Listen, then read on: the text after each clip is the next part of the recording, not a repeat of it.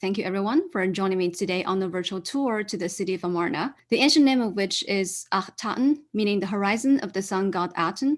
It is the short-lived capital of Egypt in the late 18th dynasty, around 1350 BC. I know that some of you have already visited the site before. That's great. If you haven't, I hope this lecture will motivate you at least to visit in the future.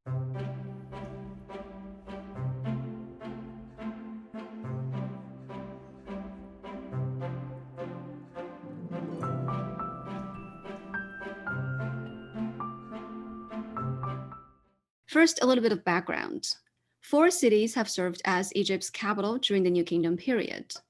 In absolute dates, that's 5050 to 1069 BC, including Memphis, Thebes, Amarna, and P. Ramses. And among them, Thebes has the longest history.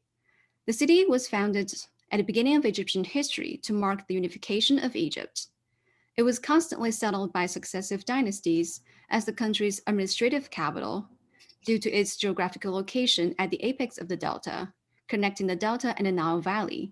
And also, it sits at the confluence of trade routes from the Levant and the Red Sea to the Sahara and beyond. And during the New Kingdom period, it continued to serve as the administrative center in the north. And Thebes is known to the ancient Egyptians as Waset, the scepter city, or the southern city. It's the dynastic home of the 18th dynasty Egyptian kings who found the New Kingdom. And most of them chose to be buried in the Theban necropolis, understandably, in the Valley of the Kings on the West Bank. And the privileged status of Thebes as the cult center of the state god Amun-Ra is attested by the monumental Amun temples at Karnak and Luxor. And if you watched the last OI Armchair Travelers lecture by Dr. Emily Teeter, you would have been given a virtual tour of the city. If you haven't, I highly recommend that you watch the video. And P. Ramses, meaning the House of Ramses, was founded by Ramses II in the early 19th dynasty. Family connections might have motivated him to move the capital to the north because the Ramesside family was originally from the area. However, political and military considerations might also have played a part. The delta location of the city means that it could serve as a springboard for launching military campaigns into the Levant. And intelligence and diplomats could also reach the Egyptian king much more quickly. The subject of today's lecture, Amarna, is a short-lived capital founded by Akhenaten in the 18th dynasty. As indicated by its ancient name, the horizon of Aten, the city was dedicated to the solar deity Aten, always depicted as a solar disk with its rays extended in the form of human hands. And throughout this lecture, I'll be referring to the city by either its ancient or modern name. Now, let's take a look at the Amarna timeline to help us contextualize the founding of the city. Akhenaten inherited the throne from his father Amenhotep III, a very successful king who enjoyed a long and prosperous reign. And during the early years of his reign, he followed the footsteps of his father and continued building projects started by him. However, in his regnal year 5, he issued sweeping religious reforms, which suppressed the traditional polytheistic religion and elevated his personal god Aten to supremacy. And in the same year, he commissioned the building of a new city for the worship of Aten and named it the Horizon of Aten. Soon after that, he even changed his throne name from Amenhotep, which means Amun is satisfied, to Akhenaten, which means one who is effective for Aten. And before work was even completed on the capital, he transferred the seat of governance to the new city. Amarna, as you can see from this map, is located halfway between Memphis and Thebes. It was founded on virgin soil and built from scratch. We have detailed knowledge of its founding history because the king left us abundant textual records on how this massive building project was conceived and executed. He told a very dramatic tale about the founding of the city. In his regnal year 5, he visited the site of future Akhenaten riding on a chariot of electrum and made an offering to Aten in front of the mountain of the city. From there, he addressed his gathered courtiers and high officials that it was Aten himself who advised him concerning the construction of this new capital. And the king said he himself discovered the virgin site, which had not belonged to anyone. And here is a satellite image of the urban part of the city. As you can see, It's a long tract of flat land surrounded by desert cliffs. But why would anyone choose to build his capital at such very barren, desolate place? One of the theories that has been put forward is that if you look to the east from the Amarna plain at sunrise, when the sun rises from the mouth of the Great Wadi, the profile of the wadi and the sun together form the hieroglyphic sign for horizon Akhet. And there's no ancient textual evidence to back up this theory, but I find it very appealing. And before work even gets started on the city, the king demarcated the boundary of the new capital with two groups of boundary stelae carved into the cliffs. You can see these monuments being mapped out in Latin alphabets. You see a satellite image. The territory of Akhenaten comprised a bay of desert to the east of the Nile, a broad tract of agricultural land with villages across the river to the west, and a narrow strip of western desert. The whole tract of land measured around 20 to 25 kilometers across the valley by 13 kilometers from south to north. And each of these boundary stelae is a rectangle with a rounded top. The main rectangular part was carved with horizontal lines of hieroglyphic texts. And the rounded panel at the very top usually feature a picture of the royal family worshipping the sun god. And most of these stelae were accompanied by statues of the royal family on both sides. On the left, you see a reconstruction of the original appearance of boundary stele N, and on the right is a drawing of the top part of stele S. And these boundary stele are really intended to be visited in ancient times. However, most of them are difficult to get to. The most accessible one that is worth seeing is boundary stele number U, measuring 7.6 meters, that is around 25 feet from top to bottom, and it's located to the north of the Royal Wadi. I took these photos when I visit the city. You can see that it's a truly massive, imposing monument by any standard. And the staircase in the photo is obviously a modern addition. You can see also from the photo to the right, the city has suffered from natural erosion and probably some human damage.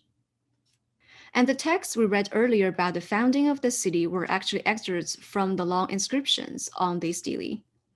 After declaring his intent to build the city, the king went on to name a list of major buildings that he planned to construct at this new capital, including the House of Aten, the Mansion of Aten, the sunshade for his chief wife Nefertiti, the House of Rejoicing for the Aten, etc. And these are mainly religious structures dedicated to the worship of Aten, and scholars have tried to identify these structures in the archaeological records. And now we're pretty sure that the House of Aten refers to the Great Aten Temple, and the Mansion of Aten refers to the Small Aten Temple. And Amarna wasn't just a religious capital. The king made it very clear in the inscriptions that he intended to live and die at the place. He built multiple royal palaces in the city and construct his royal tomb in a wadi deep into the desert to the east of the city. He even ordered that if he should die somewhere else, his body should be transferred back to Amarna and buried there. And over a century of excavations at the site brought to light impressive archaeological ruins. And they allow us to identify different zones of the city that serve different purposes. And you can see from the map and the satellite image that most of the buildings at Amarna are spread along the riverbank. The central city denotes the central district with a cluster of temples, palaces, and administrative buildings, while residential areas extended to both the north and south of the central city. And they include the main city, north suburb, and the north city. The main city may have been the hub of urban industry, and north suburb were perhaps occupied by mid-level scribal officials. The royal wadi to the east contains the royal cemetery, and the north and southern cemeteries flanking the royal wadi are burial places for the Amarna elites. Today, we'll be focusing on the central city, which remains the only example of a royal center to have been ever brought to light in ancient Egypt. To the right is a satellite image that shows you the layout of major buildings of the central city, especially the Great Aten Temple, the Small Aten Temple, Great Palace, and the King's House. Unfortunately, most buildings are only preserved to the ground level, and most part of the Great Palace is now under modern cultivation. In the aerial photo taken in 1935, you can see how much of it has been encroached upon by cultivation. And a major thoroughfare ran across the city in ancient time, and it overlaps a lot with the modern road, and is called by scholars as the Royal Road. From this map, with a different orientation, you can see that the buildings were lined up along the Royal Road. A bridge straddling the Royal Road was built to connect the Royal Palace and the King's House on opposite sides of the road, which is right here. And on the right, you see a reconstruction by an artist of the bridge. And thanks to the meticulous work of generations of scholars, we now have a pretty good idea of what the central city looked like in its prime days. Here, I'm showing you a 3D reconstruction of the central city with a view to the east. In the foreground, you see the Great Palace with its open courts and state departments and the Coronation Hall at the very end. And across the Royal Road, from north to south, you can see the Great Aten Temple, the King's House, and the Small Aten Temple, with a bunch of accessory buildings attached to the temples in between. And the larger of the two Aten temples, the Great Aten Temple, was defined by a brick wall. The long side measures as long as 800 meters, so it's a massive building. You can see from the aerial photo that much of the interior was left as flat, open ground. It did contain, however, two stone buildings, the so-called Long Temple, close to the entrance, and the sanctuary towards the back. The Long Temple is aligned with the central axis of the Great Aten Temple, behind these two the monumental pylons. And it's fronted, as you can see here, by a portico of monumental columns. Then it was followed by a series of 6 open courts, and each of them was largely filled with stone offering altars in the open air, and their total number amount to at least 791. Below, you can see an offering scene from an Amarna tomb showing the staggering number of altars, and they're all piled up with all kinds of food offerings to the Aten. And since they're open air, the rays of the sun could directly touch upon them and symbolically receive the offerings. These offerings would be later redistributed to the priests and the temple dependents, who perhaps amount to a significant portion of the city's population. And in this way, the temple became the center of a major food cycle. Here's a view of the Long Temple at the entrance to the Great Aten Temple from the north. You can see the Great Palace to its right, and in the background, the King's House and the Small Aten Temple. Notice all the altars in the open air. And here's a view of the Aten Temple from the west towards the east. Notice that the open design of it allowed almost every part of the structure to be illuminated by sunlight, and even the lintels are split in the middle. And those of you with some background in Egyptian art and architecture will notice that the architectural style of the Great Aten Temple is drastically different from a traditional Egyptian temple. A good example of which will be the Amun-Ra Temple at Karnak. And this 3D model shows you what it would have looked like in the reign of Amenhotep III. You can see how it becomes increasingly more secluded and darker as you approach to the back of the temple. This is where the Holy of Holies would be. And while the whole Aten Temple is exposed to sunlight. Now let's turn to the Small Aten Temple, the architectural style of which is also similar to the Great Aten Temple. You can see from the aerial photo taken in 1992 that it's subdivided by pylon gateways, which only the bottom survived. The first court contains the foundations of a large rectangular altar reached by a staircase in the front. And like the main altar in the Great Aten Temple, it's flanked by numerous smaller offering tables on either sides. And this is a photo of the temple I took from the first court, looking into the temple towards the east. And at the back, you could see the sanctuary area with a pair of restored columns there. And this is a 3D model of the Small Aten Temple, which of course leaves out the central altar in the first court and the large number of offering tables. So The king, Akhenaten, fulfilled his promise to the sun god Aten by the construction of the great and small Aten temples at Amarna. As the divine representative on earth and the intermediary between Aten and his subjects, the king had to make frequent visits to the temples to perform his religious duties. And the tomb of Mary Ra, numbered 4 in Northern Cemetery, which belonged to the high priest of Aten, records such a royal visit to the great Aten temple by the royal family. And here is a view of the tomb from the entrance. You can see that the tomb owner, the high priest, being depicted on both sides of the thickness walls, worshiping the sun god with both of his hands raised in adoration.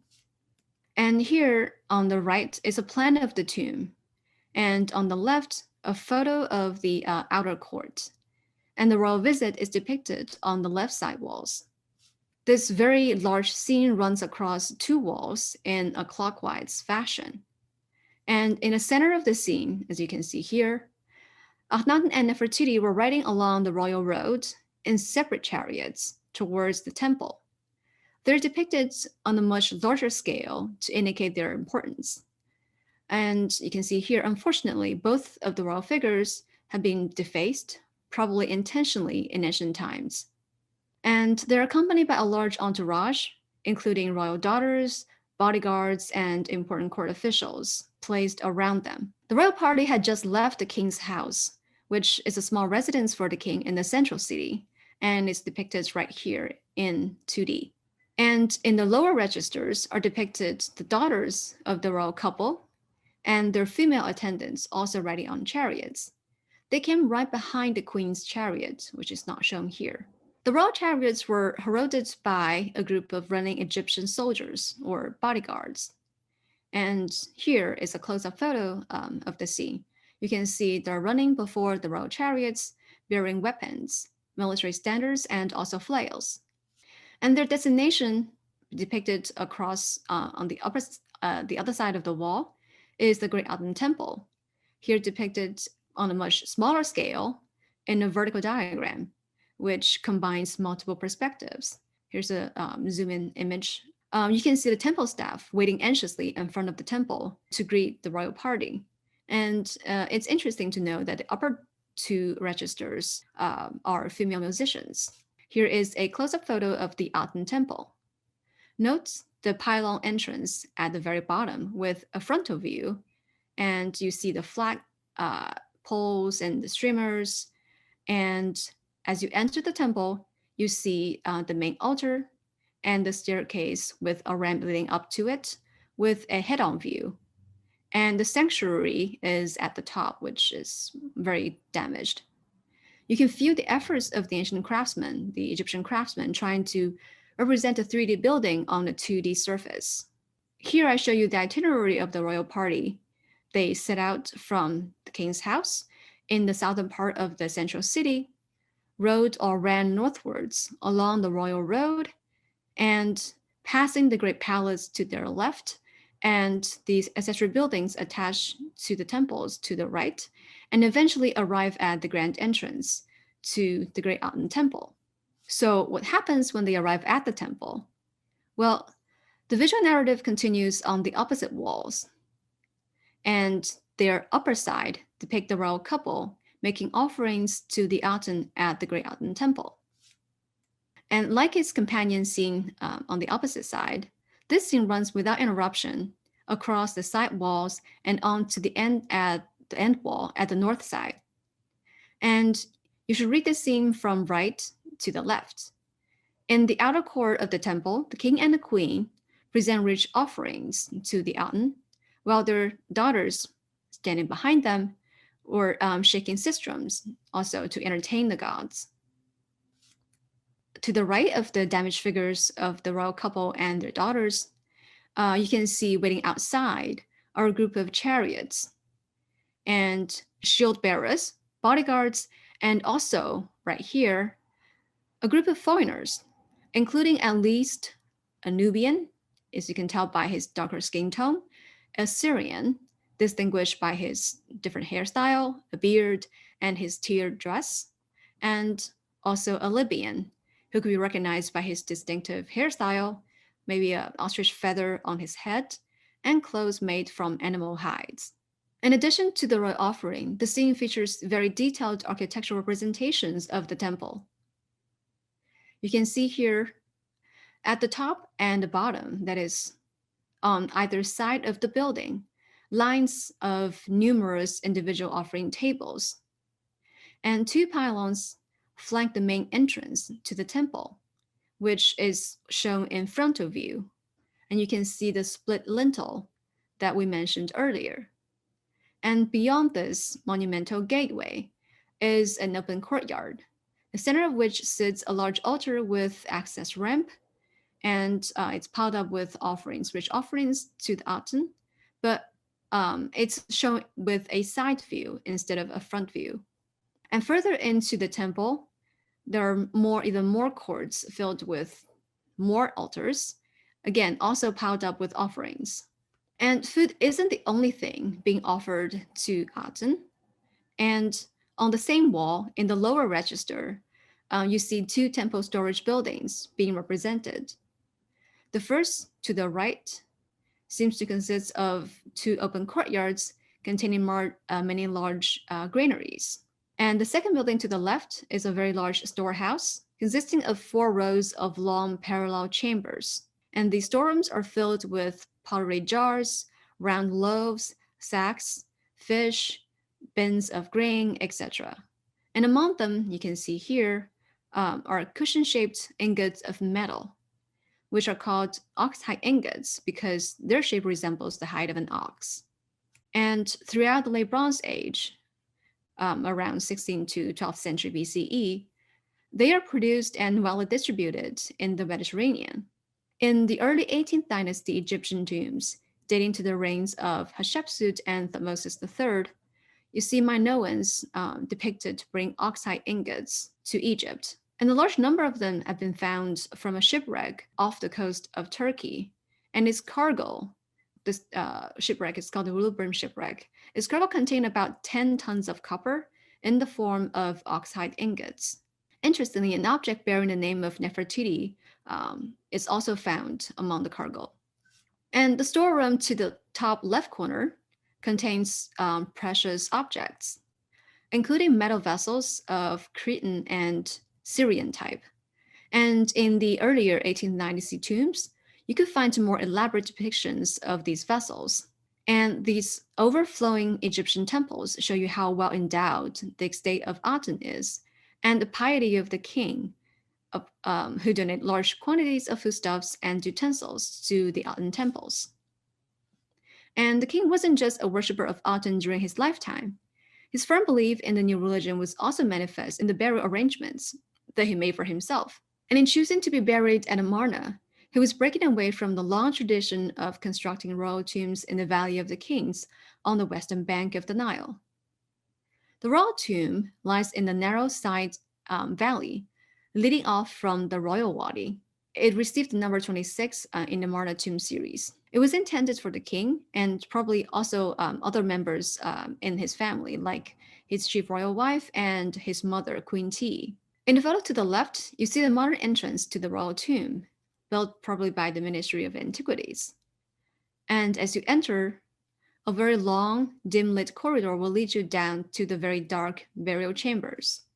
The royal tomb had been thoroughly plundered in ancient times, unfortunately, but some finds from the tomb, for example, fragments of a sarcophagus belonging to Akhenaten, indicate that he might have actually been buried there. While most of the other New Kingdom royal tombs are decorated with scenes of the royal funeral or the netherworld, the tomb of Akhenaten featured an unusual scene, the royal family bewailing the death of Princess Akhenaten, shown here. And the expression of emotion is one of the most striking features of the Amarna art. And this 3D model shows you what the royal tomb would have looked like in its pristine condition and its full glory, with brightly painted walls and luxurious funerary equipment fit for a king. And this model is on display in the museum right next to the archaeological site of Amarna. And following the lead of the king, dedicated king, the Amarna nobles and high officials also chose to construct their tombs on the eastern bank of the Nile, and in the two main elite cemeteries, the North and Southern Cemetery. And here is a view of the rock-cut tombs from foothills, and this is a view of the whole Amarna plain from the rock-cut tombs. The scenes in many of these tombs are of great historical value, and they give us some wonderful insight into the court life and religious life at the ancient site. There's no doubt, of course, about Akhenaten's dedication to this religious reform. In fact, many scholars will argue that his wholehearted dedication led to serious consequences, one of which is weakening control over Egypt's Levantine empire due to his neglect of foreign affairs.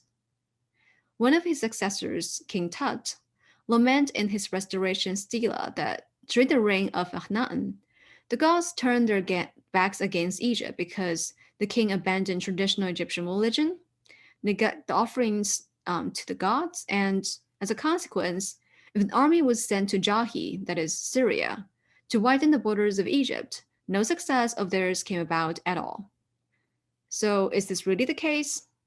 The question takes us to the second part of our lecture, the role of Amarna as the capital of the Egyptian empire, visited by Egypt's vassal rulers and diplomats. Here is a political map of the ancient Near East during the Amarna age, around mid-14th century BC, and a changing roster of great powers, including Egypt, Mitanni, Hatti, Assyria, Babylonia, dominate the ancient Near East political landscape during the Late Bronze Age. And in the shadow of these great powers were numerous smaller states that pledged their allegiance to their powerful neighbors, who used them as buffer zones in peacetime and as proxies during military conflicts. And you can see Egypt also acquired an empire in southern Levant, in Syro-Palestinian area. And as none of these great powers ever possessed the military strength to dominate all others, unlike what happened in the first millennium BC, diplomacy became their preferred means of managing relations with each other. And the very intensive diplomatic relations exchanges between countries generate copious records, and among which the Amarna letters, found, of course, at the site of Amarna, is particularly well known and thoroughly studied. The Amarna letters comprised over 350 tablets and fragments, which could be divided into two groups.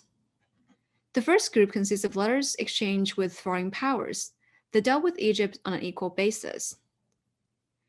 The powers attested include Babylonia, Assyria, Mitanni, Arzawa, Al-Ashia, and Hatti. From these letters, we learn that the great kings wrote to each other, exchange gifts with each other, conclude diplomatic marriages with each other, and also sometimes bicker with each other. The other and more substantial group consists of Pharaoh's Syro-Palestinian subjects. The Egyptian king wrote to his Levantine subjects to demand tribute goods and provisions for Egyptian armies operating in the region, and the Egyptian vassals wrote to their lord asking for military assistance, adjudication, and miscellaneous matters. The letters span about 15 to 30 years, depending on whether you believe there's a co-regency between Amenhotep III and Akhenaten, and they span the reigns of four kings: Amenhotep III, Akhenaten, a very ephemeral ruler, Smenkhare, and Tutankhamun. And the letters portrayed the father of Akhenaten as a very great diplomat. He's on very good terms with most of the ancient years and great kings, and was constantly praised by them for his generosity. He maintained a very extensive social network and married foreign wives from Mitanni and Babylonia to enhance his own prestige. However, a quick scan of the letters gives us the impression that his son, Akhenaten, is an antithesis to his father. Though he inherited amicable relations with most of the great powers from his father, he had an argument with the king of Mitanni about some gold statues. He also consistently ignored the pleas for help from his vassals, especially those addressed to him by Ripata of Byblos. However, a synthetic analysis of the Amarna letters and art historical evidence from Amarna suggests that we might have judged him too harshly. You may recall from the scene from the tomb of the high priest of Aten, Mary Ra, showing foreign delegates, including Nubians, Syrians, and Libyans, attending a religious ceremony, presumably as honored guests. And this is not an isolated example. Here is a depiction of another state ceremony, the so-called awarding of gold ceremony, presumably taking place in an Amarna palace. The royal couple emerged from the window of appearance, which is essentially a royal balcony, and they tossed gold items, including gold collars, to high officials as rewards for their excellent service. And in the top right corner, you also see a group of foreign delegates, presumably diplomats. They're present presumably as prestigious guests and witnesses at such a grand state ceremony. And you may recall the reliefs showing storerooms overflowing with foreign products like the oxide ingots and metal vessels. Well, a relief from another Amarna tomb, unfortunately, belonged to a namesake of Mary Ra, so he's called Mary Ra II, inform us that these goods, that these foreign products, could have arrived in Egypt through tribute collection and diplomatic gift exchange, as Akhenaten continued to discharge his duty as the ruler of the vast Egyptian empire. This unique scene from the tomb of Mary Ra II, who is not the same high priest of Aten, instead he's an overseer of the royal harem of Nefertiti, commemorates a tribute/gift presentation ceremony celebrated in the 12th regnal year of Akhenaten. You can see that representatives of Egypt's southern and northern subjects, including Nubians and Syro-Palestinians, and envoys from other foreign countries dependent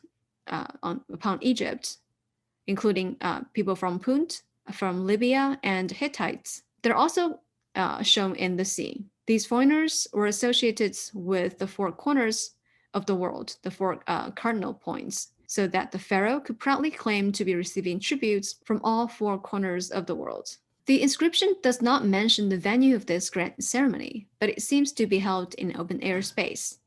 So it would not be unreasonable to assume that it was celebrated in an open court in the Great Palace, which extended for at least 580 meters along the west side of the Royal Road at the end of the Amarna period.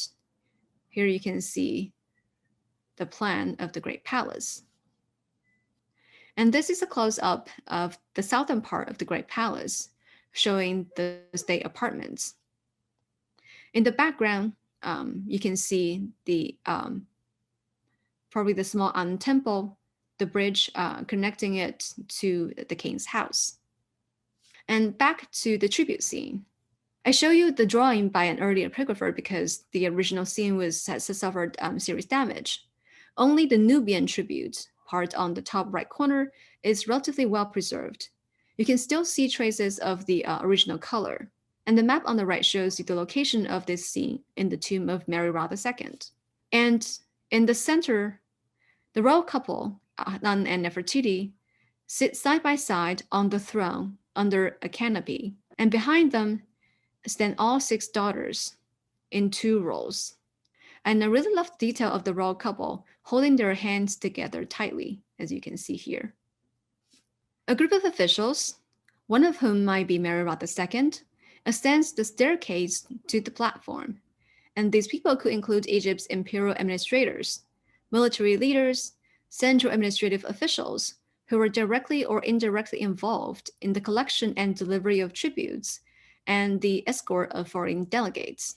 The Nubian tribute scene consists of several registers. The first register shows a selection of the tribute goods, including gold rings, bags of gold dust, shields, and bowls, all kinds of weapons. And these tribute goods are carried by bearers in the registers shown below, some of whom are prostrating before the pharaoh. And this festive occasion was accompanied by various forms of entertainment. You can see down in the lower two registers, people wrestling, dancing, playing musical instruments.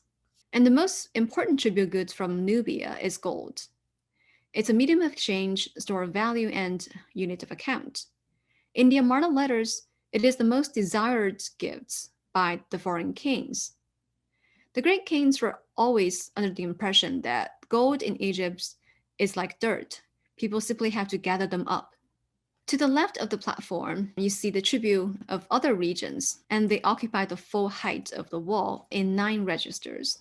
The top 6 show you the Syro-Palestinian state rulers, who are bringing horses, chariots, all kinds of weaponry, and live animals like lion, oryx, and very exquisite metal vessels.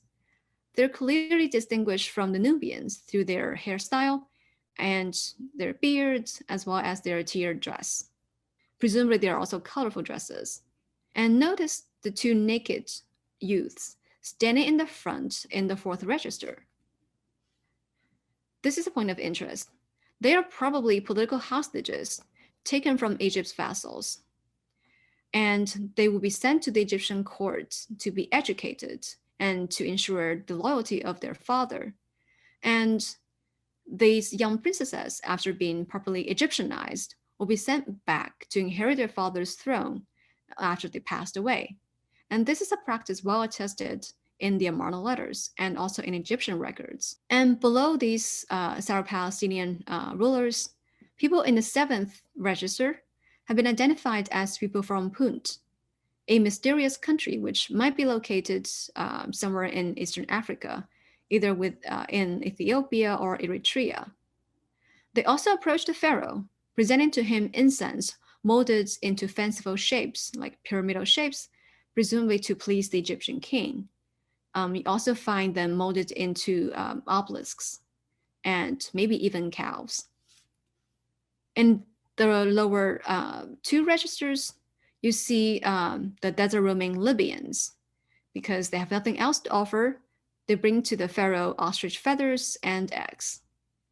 And the bottom row of men bring elaborate vessels of precious metal. They have been identified as Hittites, though they were not specifically mentioned in the inscription. And although the gifts are denoted as tribute, the people of Punt and the Hittites would have sent their gifts as diplomatic gifts or trade goods, because neither of them were subject to the Egyptians. And during this tribute/gift presentation ceremony, Egyptian vassals will come to deliver their tribute, to pay homage to the king, to reaffirm their loyalty to the pharaoh by presenting him their heirs. And delegates from independent foreign countries will come to trade or exchange gifts to strengthen their friendly ties with Egypt. Akhenaten might have also exploited this occasion for royal propaganda, to advertise the power and wealth of the Egyptian empire under his rule. So, although through presiding over this tribute presentation ceremony, the king participated in the administration of Egypt's imperial holdings in the north and in the south, and maintained diplomatic relations with foreign countries. So, residing even at Amarna, he was still fulfilling his duty to rule the vast Egyptian empire that straddled two continents. And year 12 seems to be the apex of the king's reign. This moment of glory, however, did not last, because year 12 seemed to represent a watershed in the reign of this king. And everything went south after this. And our records after this also became murky. Around year 14, the young princess Akhenaten died, and the royal family mourned her death. Nefertiti, the great royal wife, also disappeared from textual records. There are a lot of debate about her fate, whether she fell from grace, died, or assumed royal power under a different name. And Akhenaten himself probably passed away in year 17.